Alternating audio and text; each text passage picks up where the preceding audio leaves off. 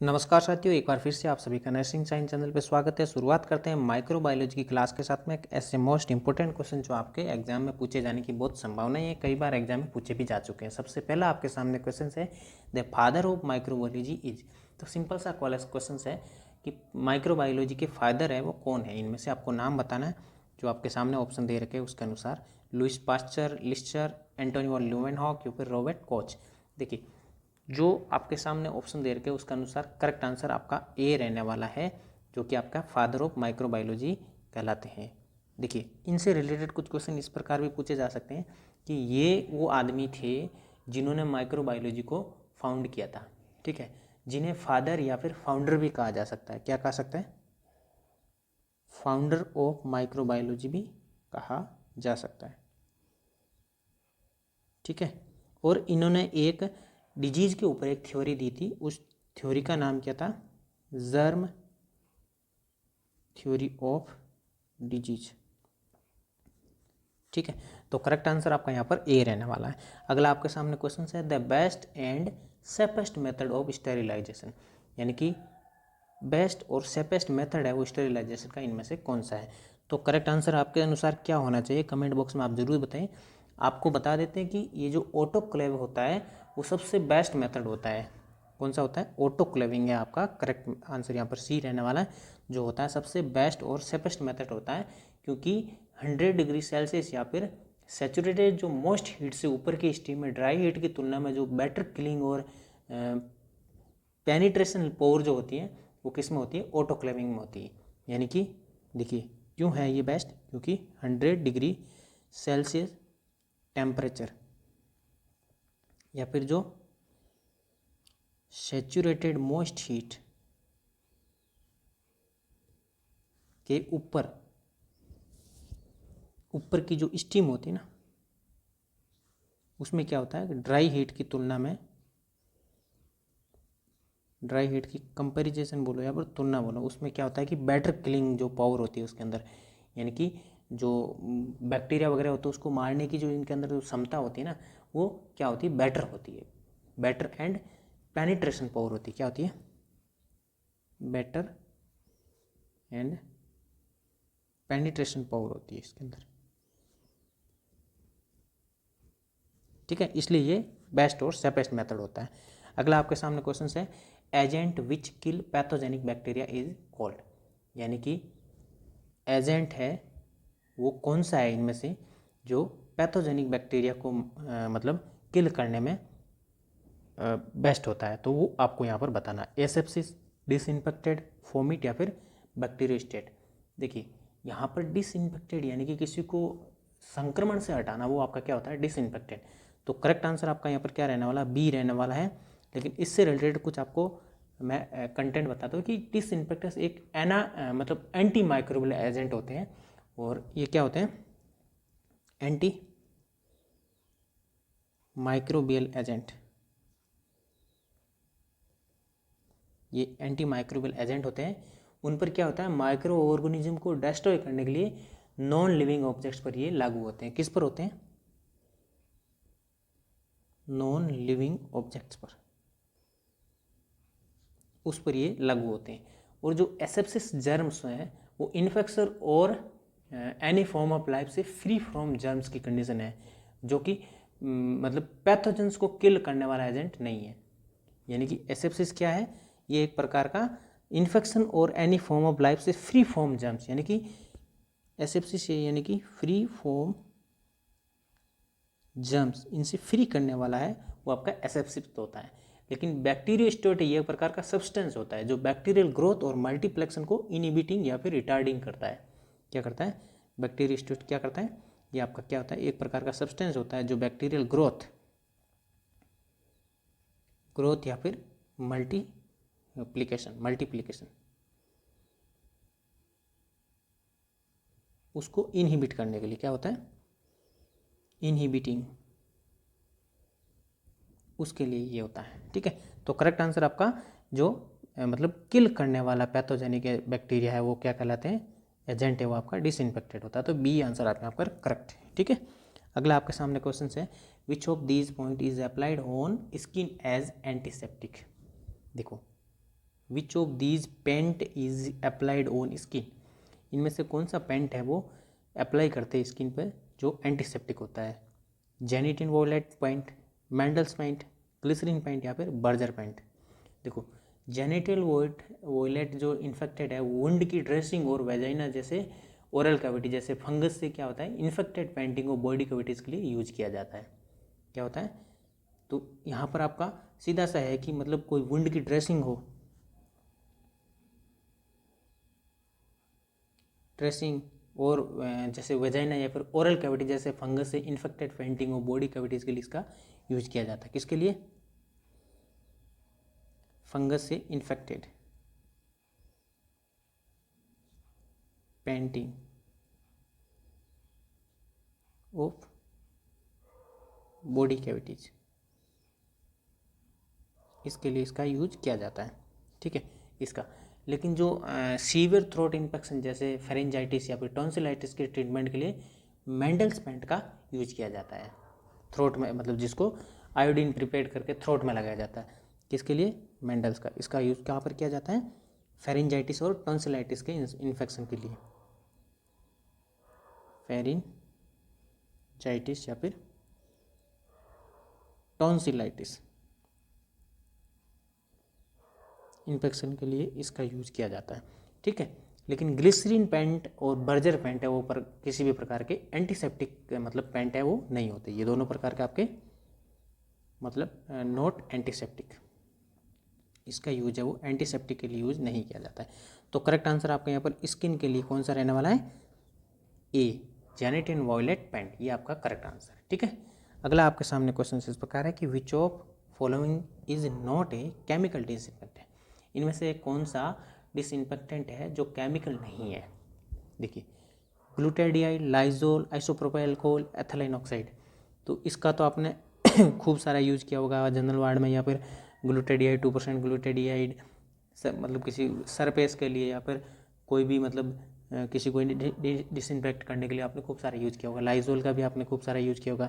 Alcohol आपको सबको पता ही है, आप अपने हाथ को रबिंग करने के लिए इसका यूज़ करते हैं। रब क्यों किया जाता है, क्योंकि बैक्टीरिया से डिसइंफेक्टेंट करने के लिए।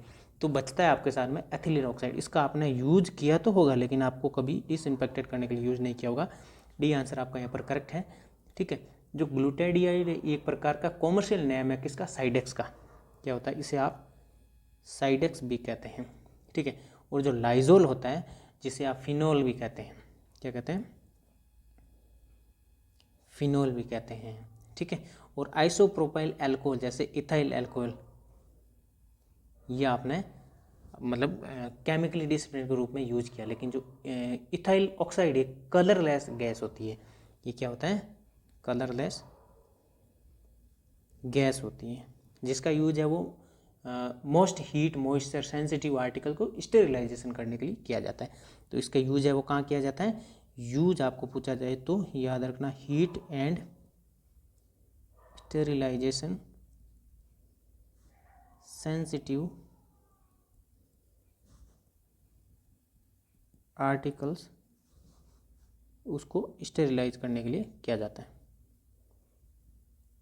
स्टेरिलाइजेशन करने के लिए किया जाता है। ठीक है, तो आपका ये आपका अलग है इन तीनों से, जो आपके ये तो तीनों के तीनों डिसइंफेक्टेंट के लिए आपको बताया है कि इनमें से कौन सा केमिकल है नोट, यानी कि एक्सेप्ट टाइप का क्वेश्चन हो गया। तो करेक्ट आंसर आपके यहाँ पर एथिलाइन ऑक्साइड हो गया। ठीक है, अगला आपके सामने क्वेश्चन से एंडोस्कोपिक इंस्ट्रूमेंट या फिर कैथेटर है उनको स्टेरिलाइज कैसे किया जाता है। तो देखिए 2% ग्लूटाडिहाइड जो कि यूज़ किया जाता है, एंडोस्कोप हो चाहे ब्रोंकोस्कोप हो या फिर सिस्टोस्कोप हो या फिर कोई सांप इंस्ट्रूमेंट या फिर रबर जो गुड्स होते हैं उनको स्टेरिलाइज करने के लिए 2% ग्लूटाडिहाइड का यूज किया जाता है। तो करेक्ट आंसर आपका यहाँ पर डी रहने वाला है। इसके साथ साथ आपको बता देते हैं कौन कौन से जो आर्टिकल्स है या फिर इंस्ट्रूमेंट है। जैसे एंडोस्कोप का आपको पूछा है, इसके अलावा अगर आपको पूछे कि ब्रोंकोस्कोप या फिर सिस्टोस्कोप या फिर कोई शार्प इंस्ट्रूमेंट है, शार्प इंस्ट्रूमेंट या फिर कोई रबर गुड्स इंस्ट्रूमेंट होते हैं, उनको क्या करने के लिए होते हैं, स्टेरिलाइज करने के लिए। स्टेरिलाइज करने के लिए 2% ग्लूटाथियोन का यूज किया जाता है, लेकिन ये तीनों के तीनों इन चीज़ों को स्टेरिलाइज करने के लिए नहीं होता है। ठीक है, तो करेक्ट आंसर आपका क्या रहने वाला, डी है, 2% ग्लूटाथियोन। अगला आपके सामने क्वेश्चन है, natural agent for disinfection is, यानी कि इनमें से आपको एक नेचुरल डिसइंफेक्टेड करने वाला एजेंट बताना है, वो कौन सा है, बर्निंग, बॉइलिंग, सनलाइट या फिर रेडिएशन। देखिए आपको सीधी सीधी बात हो कि कुछ नित्य नैतिक दिनी क्रियाओं के अंदर आप यूज करते होंगे, जैसे अभी विटामिन के लिए जैसे आप सनलाइट का यूज करते हैं, तो यहाँ पर आपको नेचुरली पूछा है, तो सी आंसर आपका यहाँ पर करेक्ट है। लेकिन एक चीज़ याद रखनी, ये एक प्रकार का नेचुरल मेथड है जिसका यूज़ है वो टैंक जैसे कोई पानी के टैंक्स है, कोई रिवर यानी कि नदीज या फिर कोई झीलों में वो पानी के स्टेरिलाइजेशन के लिए किया जाता है। कहाँ पर किया जाता है, यानी कि टैंक वगैरह है या फिर रिवर एंड लेक्स, इनके जो पानी होते हैं इसको स्टेरिलाइजेशन करने के लिए सनलाइट का यूज होता है। ठीक है, और सनलाइट में क्या होता है कि अल्ट्रा वायलेट रे होती है, मतलब इसमें पराबैंगनी किरणें यानी कि अल्ट्रा वायलेट रेज होती हैं जो नेचर में जर्मीसाइडल्स होती हैं। क्या होती हैं, अल्ट्रा वायलेट रेज होती हैं जो कि आपका नेचर में यानी कि प्रकृति के अंदर है, वो क्या होती है, जर्मीसाइडल होती है। ठीक है, तो नेचुरली एजेंट पूछा आपको तो सनलाइट आपका यहाँ पर करेक्ट आंसर है। अगला आपके सामने क्वेश्चन है, the gas used for fumigation of OT and ward, यानी कि ओटी और वार्ड को फ्यूमिगेशन करने के लिए कौन सी गैस का यूज किया जाता है। आपके सामने सारे क्वेश्चन ऑप्शन दे रखे हैं कि कार्बन डाइऑक्साइड, ऑक्सीजन या फिर फॉर्मेल्डिहाइड या फिर नाइट्रोजन। देखिए गैसेज क्या होता है कि रूम्स और ऑपरेशन थिएटर को डिसइंफेक्ट करने को फ्यूमिगेशन किया जाता है।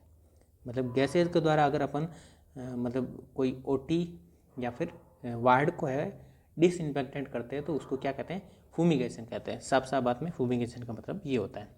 ठीक है, और जो फॉर्मेल्डिहाइड है ये एक प्रकार का क्या होता है, कलरलेस, क्या होता है,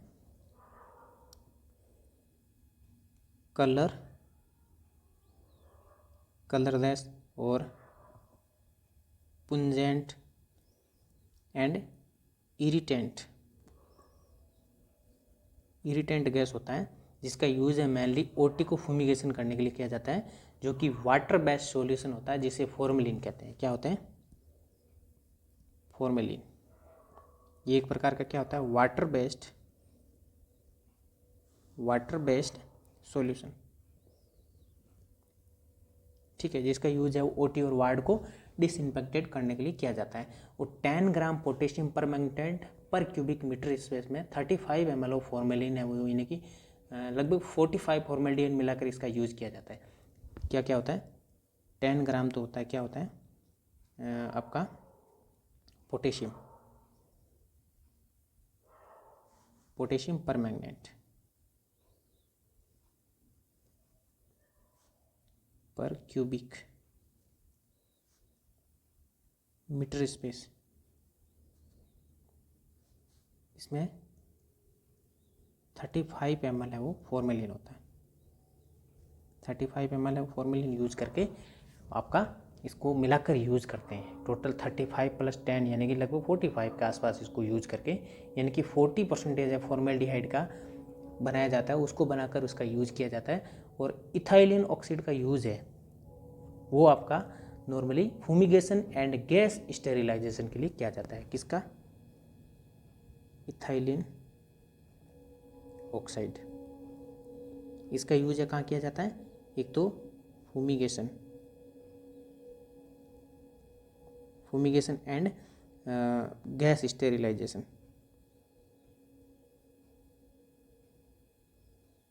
इसके लिए इसका यूज किया जाता है। ठीक है, तो करेक्ट आंसर आपका यहाँ पर क्या रहने वाला है, ओटी एंड वार्ड को फ्यूमिगेट करने के लिए फॉर्मेल्डिहाइड गैस का यूज किया जाता है। सी आंसर आपका यहाँ पर करेक्ट है। अगला आपके सामने क्वेश्चन है, वायरसेस रिक्वायर फॉर ग्रोथ, यानी कि वायरस को रिक्वायरमेंट किसकी होती है ग्रोथ करने के लिए, प्लांट्स की, बैक्टीरिया की, लिविंग सेल्स की या फिर एनिमल्स की। देखिए वायरस एक प्रकार का क्या होता है, इन्फेक्शियस एजेंट होता है। क्या होता है, इन्फेक्शियस एजेंट होता है। ठीक है, जो क्या होता है कि एक होस्ट सेल के अंदर रेप्लिकेट, मल्टीप्लाई या फिर ग्रोथ कर सकता है। क्या कर सकता है? होस्ट सेल के अंदर क्या करता है? रेप्लिकेट या फिर मल्टीप्लाई या फिर ग्रोथ कर सकता है। और जो होस्ट सेल के बाहर वायरस है वो प्रोटीन कोट या फिर कैप्सिड के रूप में मतलब वहाँ पर प्रेजेंट होते हैं। यहाँ पर होस्ट सेल के बाहर क्या होते हैं? वायरस है वो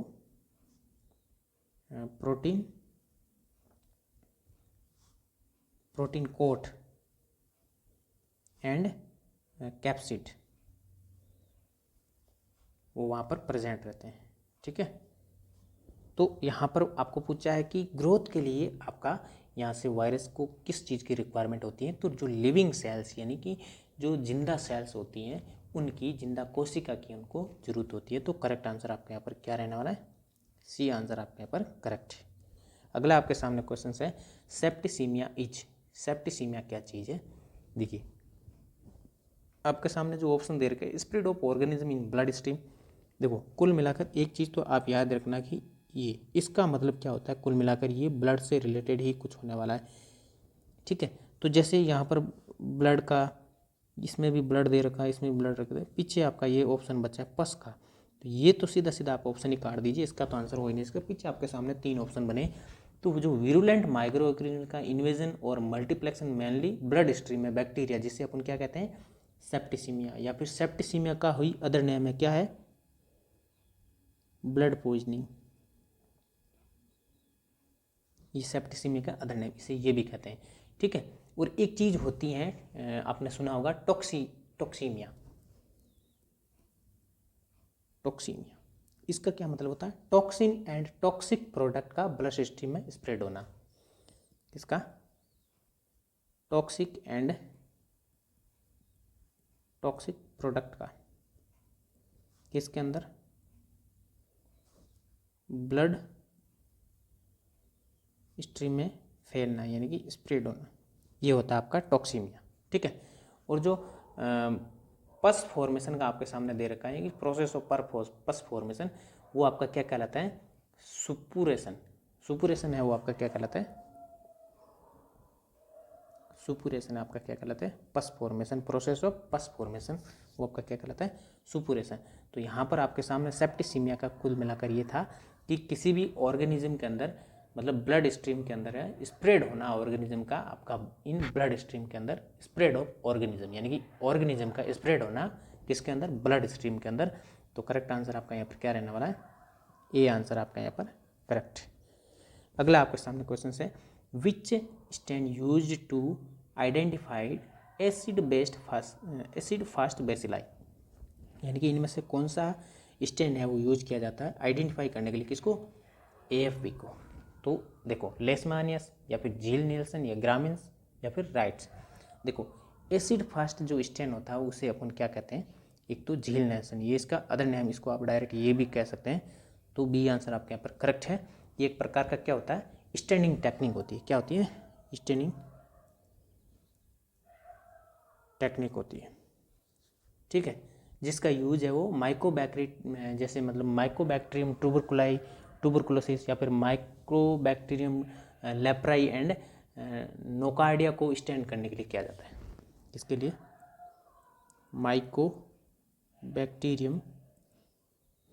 माइकोबैक्टीरियम और ट्यूबरकुलोसिस और माइकोबैक्टीरियम